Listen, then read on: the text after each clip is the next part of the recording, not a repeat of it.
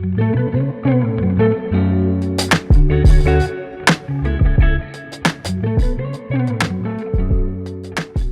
and welcome to Egg Pistol Radio. On today's show we have now Amy Hupe, Louie's best friend in the whole world. We're actually frenemies and we go back a while. Almost 1 year to the day. What a lovely turn of events. Isn't it? Yeah. We famously fell out over a design event and now look at what we're doing. Well, I wouldn't say fell out. I'd say it wasn't my finest hour, was it? I winced through your monologue. We're all having fun. And then I trolled you unknowingly in your own WhatsApp group. And then I apologised, sort of. Yeah, now we're best friends. And now we're best friends. So it's all worked out very well for everyone. And are you ready for the first question? Yes, I am. Okay. What one song or album can you listen to on repeat? I struggled with this because I'm not one of those cool people, like I'm not, some people would have a really cool answer to this, and I don't think I do. I think I can't necessarily pick one, but it would be something by Bon Iver, and it would probably be either For Emma Forever Ago or what's the other one we like? I. Mm-hmm. Because both of them remind me of sort of fairly interesting, meaningful points in my life, and I just feel like it's got everything you want, hasn't it? It's sort of cinematic, makes you feel kind of deep about life. It's relaxing. Sometimes it's uplifting, sometimes it's not. Just like life. You know what's really weird is that I didn't know we had such similar music taste. And similar music taste. Those I talked to you extensively. Those two albums also have a massive part to play for me. I remember for Emma Forever Ago was when I got my first job, and it was winter time, and I was like, oh, my life's over. I've got to work now for the rest of eternity. And it's dull and it's dreary and this is it. And then I must have listened to that album a million times. Love it. Drunk on the way back home from a night out on the tube. Yeah. So loud. Every night, probably. Every night of my life, yeah. Yeah. It's a lovely album. I remember listening to it in the south of France. Actually, no, I was in the north of France when I was listening to it in Normandy somewhere. And just walking on the beach. And it was just ever so nice. It's lovely. Quite an uplifting album. Uplifting? I'd say it's quite uplifting. Of the albums there are, I think it's quite an uplifting one. My favourite song off it. I feel like the people that maybe I grew up with would describe Bon Iver as depressing music. Well, they're wrong. How does it feel to have grown up with people who are wrong?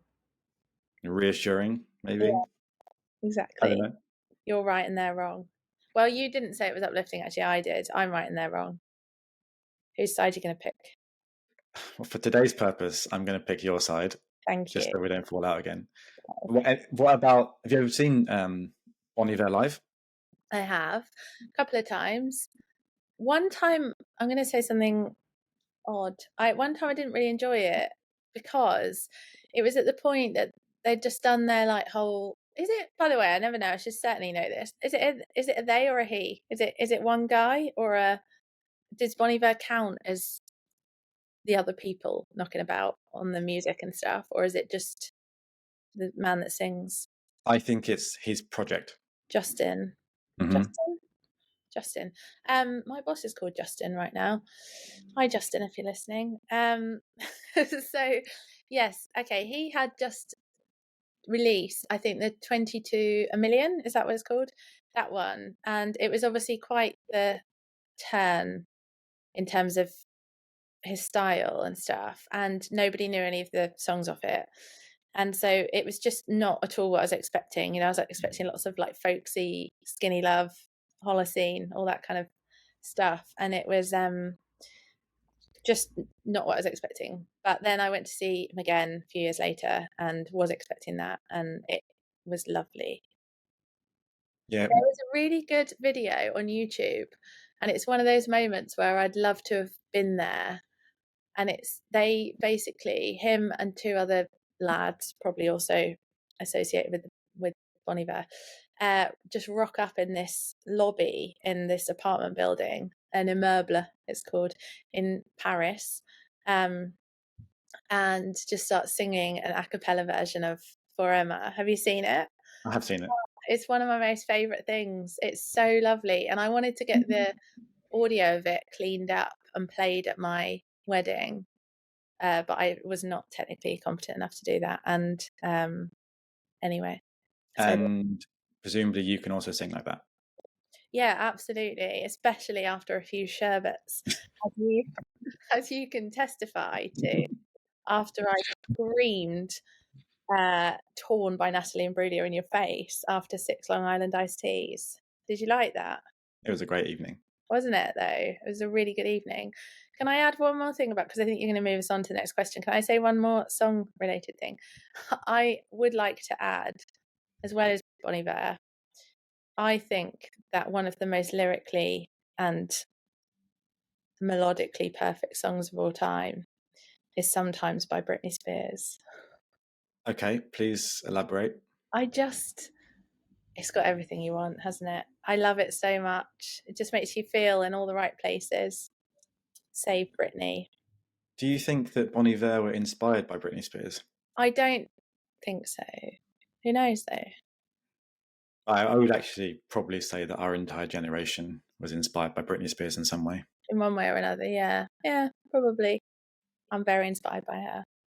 In which direction? Positively or negatively? Positively. Has she done anything shit? Has she done anything awful? I don't think she has she? Not that. Her Instagram videos probably count as not very good. They're not very good, but they're not. I think she's not really all right, is she? I think that's the No, problem. Anyway, who is these days? absolutely, Are you? absolutely, and Are you all right? I'm great. Are you? Okay. As Interesting. are you. No, no. That's all right, though. We make It's things up great. here. It's sad. I think today might be the day for some Bon Iver. I think so too. Good All idea. right. We're going to go to the next question, Please. which is actually a random question that you have not prepared for. Excellent. And this question's either going to make you cry or probably just make you cry because it's your kind of thing. When was the term SEO first used? Oh my God. I don't even know when the internet was invented, so I'm trying to think about Google. Probably my guess is going to be 2000. You're going to lock in 2000? I'm going to lock in 2000. Okay. The audience says it was 1997. Actually, that's closer than I thought I was going to be. I thought you were going to be like 1900 or something. It was going to be a quick question. Yeah, search engine optimization was actually invented during the printing press. Well, I thought you were going to say something like there was some old school like search engine before the internet and something or other. It's the sort of thing I'd expect you to do to me. Well, I have just ripped this from Wikipedia, so there's probably other things involved. If you're interested, I'll let you know who came up with it. Go on, sure. Okay, I can tell that you're itching. I am. According to industry analyst Danny Sullivan, weirdly the name of a bully that I went to school with, the phrase search engine optimization came into use around 97, and they credit somebody else called Bruce Clay as the person that popularized the term. Bruce. So they Okay. sound like a Batman villain. That sounds like a character of like a he's an awful man now, I'd like to say before I say his name, Graham Linehan Okay. comedy. Like, you know how they always I think it was Graham Linehan who had like a naming convention, which was like choose a sort of random name and then just a random word as like the surname. So like now I can't think of any of them. now I can't think of any of them off the top of my head. I'm trying to think of like Father Ted names, but they always have like funny names. I remember Adam Buxton talking about this on his podcast, and he had a character he wanted to make called Carol Spatula. Think about, and I think Bruce Clay reminds me a bit of that. Sounds like a name that someone just put a name and a word together. Just like how you thought this podcast was called Egg Pistol. It's the way you said it. Egg Pixel. I actually did know it was called 8 Pixels. 8 Pixel or 8 Pixels? I don't know. Singular, I think. Well, it's your podcast. Make a decision. It's flexible. All right. Well, the way that you said it sounded like Egg Pistol, which I actually think is a better name, if I'm honest. I'm going to rebrand to Egg Pix. Gee, I can't even say it. Egg Pistol Radio. Egg Pistol Radio. Yeah, practice a little bit before you do that. Yeah, doesn't roll off the tongue. Have a cool logo though, wouldn't it? You would? Yeah. Anyway, next question. Yes. Okay. What do you find yourself having to consistently convince other people of? Oh, I found this hard actually, because I wanted to say something. All the things I was thinking of were work related, but I decided to go for one that isn't work related per se, but does apply in that context as well, which is not to give me advice. So, would you like me to elaborate? Yeah, go on, please. Yeah. So I think that most people's default response, if you start talking to them about a problem, is to give you advice. People start problem solving, right? Sometimes you want that. More often than not, you actually don't want that. You want to be listened to, you want to be validated, you want maybe some space to explore your own solutions. But like, I've recently trained to be a Samaritan, and the emphasis there is all about kind of listening, and there's this sort of underlying principle that everybody has the best understanding of their own life, right? So you have the first-hand experience of your problems and your perspective, and you're feeling it and you're living it, whatever it is that you're going through. And it's, when you think of it like that, like, that's true, right? I think we can agree that's true. It's kind of an arrogant thing to just start giving people advice, because for me, I think, not to toot my own horn, do you know my surname means horn in German? Hupe. It's not how you say it. Okay, thank you. But I think I'm, quite a smart person. I'm quite analytical.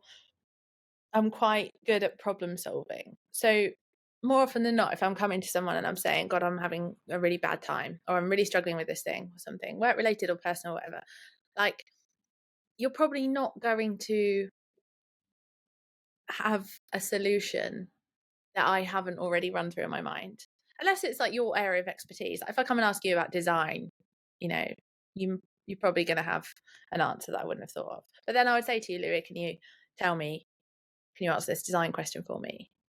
Do you know what I mean? And I think that's a really hard thing, and people really struggle to, me included, stop themselves from giving advice. But what I'm trying to do more and more now is not do that. Learn and listen. But the more that I've sort of stopped trying to just give advice to people, it's a weird thing to say when you're a consultant, is I notice like people doing it to me all the time, and it's maddening. But a lot of the time, consultancy is listening, isn't it? Yes. Going, it depends. May I have £1,000, please? Yeah, more money, please. I find it a useful question. It might feel really forced, is when you're receiving somebody saying, hey, I'm really stuck on X, to say, do you want me to listen or do you want a solution? Yes. And I think, second to that, another thing we can do is start saying that proactively, like answering that question before someone has to ask it. So what I'm trying to do more now is, like, if I go to someone because I want to moan, I'll say, can you just listen to me for a bit, please? And make sympathetic noises. And that might be fine. Yeah. Most people will. I think most people are very capable of holding back on the advice if they're directed to do that. But I think that, yeah. Are they? I don't know. Just, yeah. It's a hard thing. I think people default to it too often. Do you think that maybe you had an acerbic reaction to this in the past? What does acerbic mean? Like acidic. Rejecting. Did you? Yeah, and I didn't, and it was sort of quite unconscious. I think I'd go to people and I'd go, oh my god, I'm having the hardest time with this thing, whatever it was, and they'd just start going, well, you should do this, well, you should do that, and it would make me so irritated, and I'd come away feeling really frustrated, and like that was a really unfulfilling exchange. And then I started to think, well, I keep setting this situation up for myself, so maybe I should try and stop doing that. Does that make sense? I think that everybody, not everybody, I think a lot of people would just get frustrated by automatically receiving advice for something you haven't asked for advice on. Yeah, but I think that there is this yes, if somebody just starts giving you advice, like, well, one of my worst things was I came off stage after giving a conference talk, and this man came up to me, shook my hand, said, really enjoyed your talk. Do you know, I went to Toastmasters training a few years ago, and here are some pointers, literally like fresh off the stage. And I'm like, dude, I'm gonna go get drunk and pass out. Like, I'm really tired right now. My head is spinning. I do not want to sit here and receive feedback from you that I haven't asked for. That's the worst kind. And I think that's less common, to be fair. I think people are often, maybe in our industry, a little more tactful than to just start dishing out advice. Not always, but often. But I think it's the more subtle thing where, like, if you go to someone with a problem, there is often just an assumption, I think, that you're looking for advice. Like, that's just tends to be the default assumption. And that's the thing where it's like, you mean well, and fair enough, I've come to you with a problem and you care about me on some degree, so you want to help me with that problem. But the thing I need you to do is not come up with ideas I've probably already thought of. Yeah, but isn't this where mansplaining comes from? Yeah, but women can do it too. Sorry, girls, but you can. I can do it too. But yes, I guess so. Men do seem to be particularly bullheaded about it a lot of the time. Yeah, it's just seeking validation all the time. Yeah, exactly.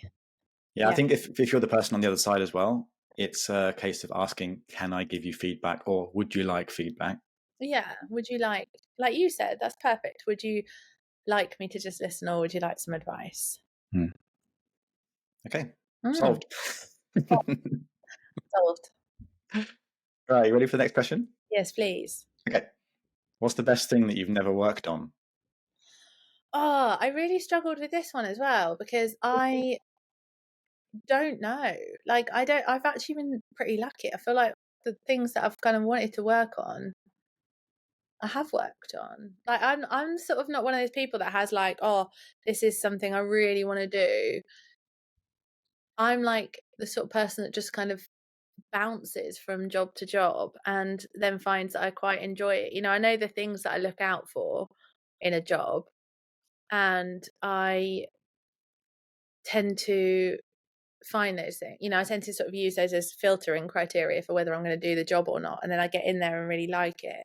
But one thing that came to mind is, and it's maybe it's not the best answer because I did sort of work on something for them a little bit, but I really, really would love to work on something NHS related for a while. Like, I worked on a NHS service for a local clinical commissioning group a couple of years ago.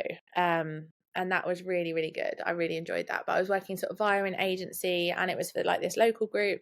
So maybe not, you know, but I'd love to go and work for like central NHS on something, maybe something like mental health related, because I just find like health, the kind of area of content design in the health industry, I think is really, really interesting. Like, I know a woman that worked on the NHS design system and as a content designer, and like, I just had such job envy. She did such interesting work. Like, she did a whole radio show. She got interviewed on the BBC, I think, about why they choose to say poo instead of stool in their health content. And like, imagine getting to spend your time doing that.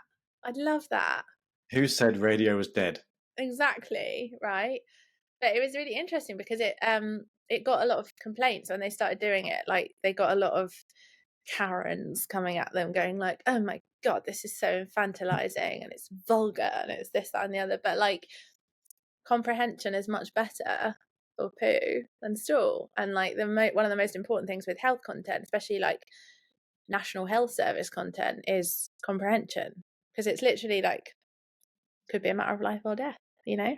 Exactly. So you'd love to work on a large scale national health project. Yes, I think so. Yeah, and for one that isn't trying to dismantle the NHS. Well, that's the challenge, I guess. I know I might have done that once before. Whoops. This is You public, isn't it? dismantled the NHS? I didn't dismantle the NHS, but I did go and work for a company that arguably was doing some bad things in that space. Anyway, let's not talk about that anymore. I'm probably not allowed to talk about this. Done yourself out of the job before you'd even started. Yeah. No, but I think that's, yeah. I don't feel like I have any real lofty ambitions, but that feels like something that's quite interesting. I just love to get away from anything AI adjacent. Like, I'm not really working on any AI stuff at the moment, but it repels me, Louis. I feel repelled by it. So anything I can do to stay out of that space. I also am repelled by it, just to maybe Yeah. reassure you. Yeah. Just hate it. It's not even, it's terrible, isn't it? I'm vaguely worried about it. About some of the consequences of it and how we don't necessarily understand them, and we're kind of running ahead of ourselves and we don't necessarily know what we're getting ourselves into. I'm worried about that. But as much, if not more than that, I'm just not very interested in it. I just find it utterly disinteresting. And I'm bored of the hype cycle. I'm bored of the hot takes. I'm just bored of people having things to say about it, unless they really know what they're talking about. I'm going to throw in an exception here. I watched a talk, one talk in Freiburg at Smashing Conf, and one at a conference I went to a few weeks ago that I now can't remember because I've just been to about 800 conferences. Can't remember which one it was. Anyway, the woman that was speaking there was called Maggie Appleton. She's on Twitter as Mappleton, I think, and she knows her shit about like large language models. She really knows what she's talking about, and that was super interesting, and that made me kind of quite interested in it. But I'm not interested in people just doing these kind of weird, uninformed hot takes on anything really, but with AI it's especially prolific at the moment, isn't it? Yeah, particularly significant levels of noise at the moment. Yeah. Shut the fuck up. Just like the NFT noise that we went through as well. Oh my God, NFTs. Just the worst of humanity, isn't it? I'm actually I don't know if I want to say this on here. I'm gonna, I'm actually in dating app hell right now. And one of the things, I mean, it's just awful. It's everything about it's awful. But if anyone mentions NFTs, I'm like, immediate cancel. If anyone talks about NFTs, it's like we have absolutely nothing in common at all. At all. Easy filter, really. Easy filter, yeah. Easy filter, and also snowboarding pictures. Another easy filter. Is there a relationship there? Oh, Do you think? I just think people that snowboard and feel the need to post about it are absolutely. I do not need to see a picture of you on a mountain. It's like showing me a baby scan picture. They all look the fucking same. You're about 100 miles in the distance. You've got a helmet on. I don't care that you're up a fucking mountain on the snow. That sounds like my idea of hell. I do like the idea of an après ski, which I've never experienced, but I would like that. But I don't really like being active. Quite comfortable just sitting around festering. I think you're on the couch at the moment. I am on the couch at the moment, yeah. Just sitting around doing nothing and slowly grinding to a halt. I couldn't be further from someone that would be up a mountain. So that's another, don't come up with snowboarding pictures. If anybody is listening who is making dating apps, you need to add filters for remove the skiers and the snowboarders, please. And the men holding fish. Okay, remove NFTers, snowboarders, fish holders, and advice givers. Yes. Yeah. You wouldn't be left with much. Oh, well. Then we're all in trouble. Yeah. I Okay, well, in that question Orange. I'm just that kidding. question went somewhere. Yeah. God, I really took us off course there. Sorry. Yeah, like a good snowboarding trip. Yes. Now we're going to have a word from our sponsors of today's episode. And today's sponsor is our favorite topic, design system documentation. Oh, good. Because what's better than spending hours, days, weeks, even years perfectly crafting the perfect written descriptions of the how, the what, the who, why, when of our lovely designs, components, and code compatriots for nobody to read it. Let's get back on with the show, Amy. Oh, Louis. Oh, Louis, it was going so well. It's taken us a We year. just fell out again, didn't The we? last time we did, yeah. This is the last time we're going to speak. Okay. Are you ready for the fourth question? Not now, no. Yes, I am. Right. What would your last meal be? Oh my God, this was such an easy one. Roast chicken. A roast chicken would be my last meal. I absolutely love roast chicken so much. It has been unwaveringly my favourite meal since I was about 8. A roast chicken dinner. The format of that roast chicken dinner may have changed over the years. So at one point, when I was young and tacky, I would have said, give me all the trimmings. Like, I want a roast chicken, I want cauliflower cheese, I want like maybe some leeks, I want peas, I want carrots, I want parsnips, I want potatoes, I want loads of gravy, I want Yorkshire pudding, stuffing, pigs in blankets, all of that. Just throw everything you can at the plate. Now, I have discovered the joy of a very simple roast chicken via our Lord and Saviour, Nigel Slater, who does he has a he has a cookbook. I don't know if you know that, Louis. He has a few actually. But there's one of his cookbooks, I can't remember which one, where he does like the perfect roast chicken. And he talks about going on this journey as well, where he used to like throw everything at the plate. And then he's arrived at this place of simplicity. And he just does this very simple roast chicken, which is like cover it in olive oil, salt and pepper, roast it with a bay leaf and a whole bulb of garlic, and that might be it.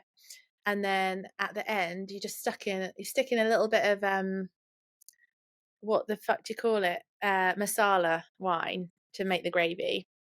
Oh, and you also roast the potatoes in the chicken pan, so they go all like marmitey and chickeny. Oh, and then you literally just have the chicken and potatoes, a little bit of bread sauce if you want, maybe some greens to mop up the gravy. Wait a second. Yeah. Wait a second. Just chicken and potatoes is your perfect meal. Yes, but listen to me. They're perfectly cooked. Perfectly cooked. I would have a little dollop of bread sauce because I think that's a pleasure not to be missed with roast chicken. And I'd also chuck something green on the plate, like maybe just a little bit of kale or something, or like some chopped cabbage or spring greens or something like that. Seasonal, go seasonal. But I'd keep it very simple because like you're just drowning it. The chicken and the potatoes. That's where the pleasure is. Like you don't want to fucking dilute it all. We're all diluting our pleasure all the time with too much dopamine. And I won't do it anymore, I simply won't. For the maybe international audience, what the hell is bread sauce?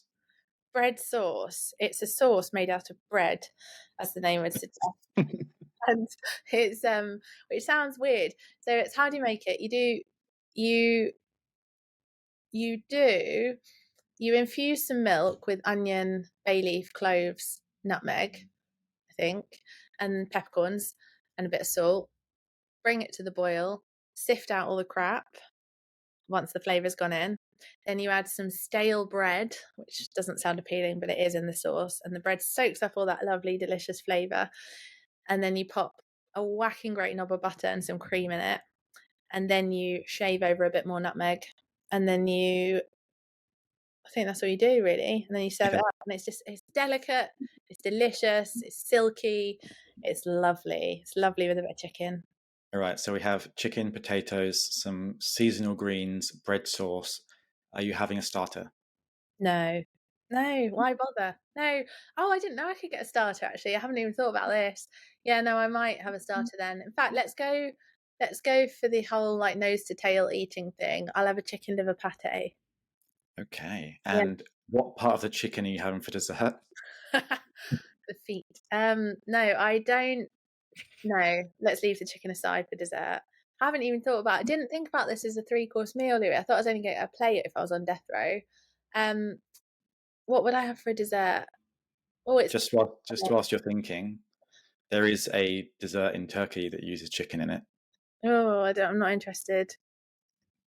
I'm not interested, but I do want to know what it is. Tell me. It's I'm like not a interested in eating creamy. I've never had it, but have you now bought enough time to think of your own dessert? it. No. I think what would I have? I might have like a salted caramel chocolate tart. I had that somewhere. That was very nice. I'd be torn between going something chocolatey or something fruity, like maybe a crumble or something, like a plum crunch. That's what I'd have. A plum crunch with cream and ice cream. That's what I think I'd have. And then I'd have a little bit of cheese afterwards. Have some nice good Stilton. Just Stilton and a couple of crackers. Okay, and what about a drink/drinks? Cool. I didn't realize I was being offered so much. I'd have some wine. I'd probably have white wine, and I'd probably have one called FMC, which is a Chenin Blanc, which sounds odd, but it's like minerally, it's like buttery, it's just bloody delicious. It's everything I love in a wine, but it's one particular year. I think it's a 2016 one that I like. I'll have to find it. But yeah, that's what I'd have, something like that. Something it's got like quite a strong flavour and quite a distinctive flavour. So you don't just want to cane through bottles of it the way that we normally do, Louis. You really want to savour it. So I'd have a very nice bottle of wine, something like that. Okay, slowly enjoyed over the course of the meal. Really enjoyed over the course of the meal. Maybe I'd have a little dessert wine as well. I do like a dessert wine. Maybe like a Tokai if I was having something chocolatey. Don't really know wine enough to know what would go well with a plum crunch. Maybe any wine connoisseurs out there can tell me. I'm presuming a white wine. Don't know. I think it's going to be Is it like hot? sweet and syrupy, isn't it? Probably. The plum crunch. Yeah. Absolutely, it's hot. But you think I'm going around eating cold plum crunch? I don't know. That kind of dessert sounds Oh, disgusting to me. no. No, no. Okay. Okay. And seeing as this was your last meal, have you considered what crime you committed? Oh, I don't know. I thought about what crime I didn't commit. I certainly wouldn't kill anyone or hurt anyone. I don't think, or any animals or anything like that. I would never. I don't think I'd hurt something physically. And I Would you don't. not? I've got it in Would me. you not have Real. thrown the snowboarder off the mountain? No, I wouldn't throw him off the mountain. I'd just avoid him. I just wouldn't go near the mountain. Um, what would I do? What do you think I would do? Oh, you would kill someone. No, I wouldn't. I definitely not got it in me. I'm a lover, not a fighter, Louis. I'm actually very calm pacifist of a person. I'm argumentative. I'm not violent. Or maybe just slowly destroy someone's reputation over the course of years. Oh yeah, I could do that. I reckon, like I'm doing to you. Yeah, no, I reckon I could do that. No, I don't know what I would do. I'd probably do something stupid, like accidentally embezzle some money or something. I'd be that person that ended up in prison by accident because I just hadn't done my tax return properly or something. I think that's the kind of thing I'd do.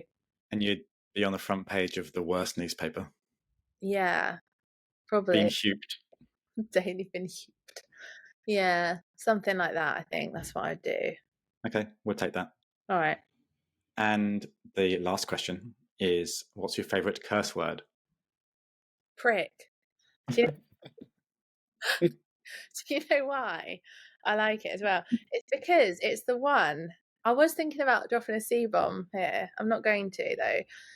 I'm not going to give people the satisfaction, Louis.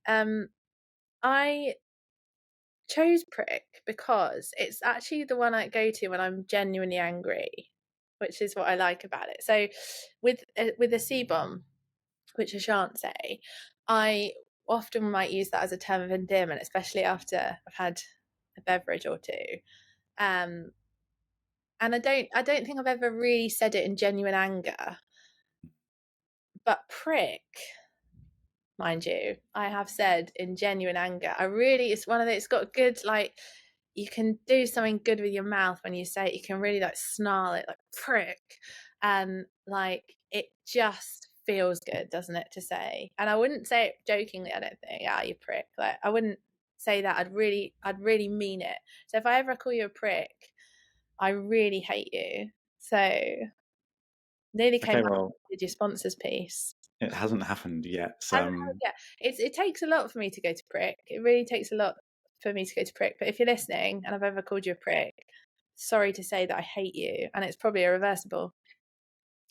Great. It's a very hard, harsh Yeah, end, isn't it, that word? that's what I like about it. Prick. Yeah, fucking prick. Fucking prick. That's what And I it kind of, for some reason, in my head, it sounds like the 80s. prick. 80s. I can imagine people yelling that at politicians in the street in the 80s. Yeah, maybe. Do I sound? Is it because I remind you of the 80s? Because famously, I was born a whole decade before you. No, no comment. No comment. Oh God, yeah, that's what I'd go. I think prick. I do like that one. I haven't heard it in a long time, and that was refreshing. Prick. I watched I used to watch a TV show where in one scene they called someone a toss prick. Well, she played the words toss prick and Scrabble, and she was angry at one of the guys at the dinner where they were playing Scrabble, but everyone else at the dinner didn't know that she was angry with him, but he did. And he goes, "I've never heard anyone called a toss prick before." And she was like, "Well, the night is young." And I thought I was a good fan. So I thought that was quite funny. That's not really a word. I don't think I've ever called anyone that, but I don't know. I also quite like tosser, but that's more of a funny one, I think. Like I would say that if I didn't really like someone about them, I wouldn't call someone a tosser to their face, but I might say he's an absolute tosser.